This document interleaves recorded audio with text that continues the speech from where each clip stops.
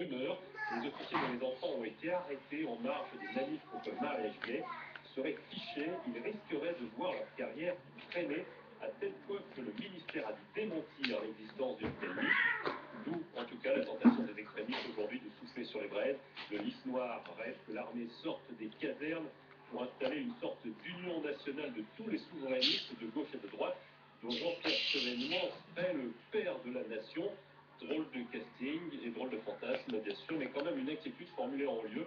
Elle est relayée dans l'opinion. On s'inquiéterait en haut lieu d'une tentation ligarde, comme dans les années 30.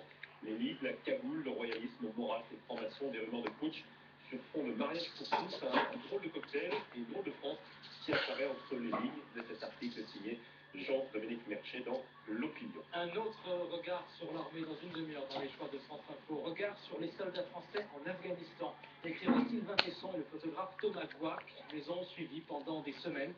Ça donne un livre qui paraît cette semaine. Les deux auteurs seront avec nous à 10h moins le quart. Pour l'instant, il est 9h21 sur France Info. Et c'est donc le moment, Jean-Christophe, de retrouver notre invité dans l'hyper-revue de presse, Éric Bouvet, qui, pour Polka Magazine, publie donc un reportage photo sur Daniel Cohn-Bendit.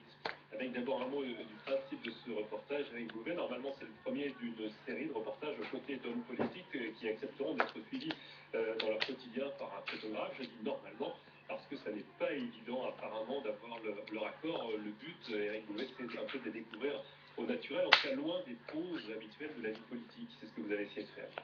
Oui, tout à fait. Quand Jenny Star m'a appelé pour me dire voilà, carte blanche avec Dany le Rouge, donc Daniel Cohn-Bendit, ça a été un grand plaisir. Après, effectivement, on souhaiterait que ça continue.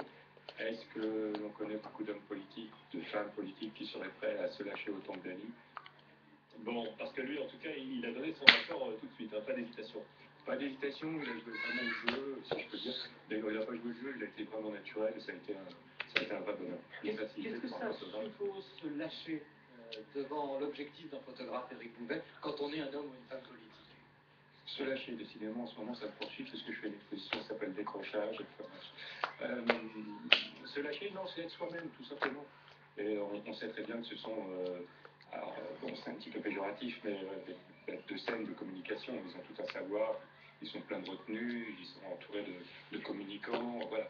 Donc je me souviens très bien, quand j'ai commencé à travailler au début des années 80, il n'y avait pas toute cette forme d'entourage qui les sevrait.